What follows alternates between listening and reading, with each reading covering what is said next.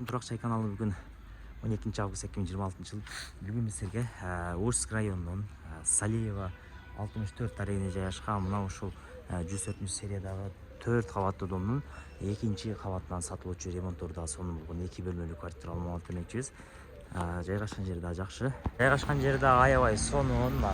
Орск райондо Акниет, эт ушундай эле мөмө жемиш саткан базарчиктин аркасы болуп калат. Ушундай эле маршруттуу каттамдарга дагы аябай ыңгайлуу. Сонуштан квартирада чыгып келдик. Экинчи кабатта жайгашкан.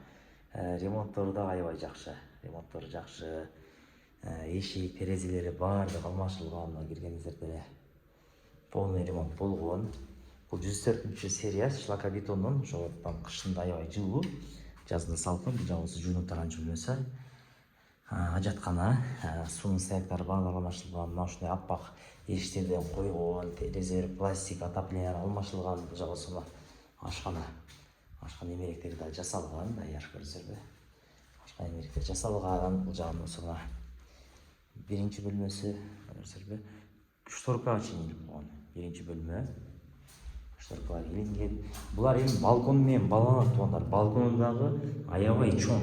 Мына көрүңүздөр. Балкону чоң. Ошол жагы дагы жакшы.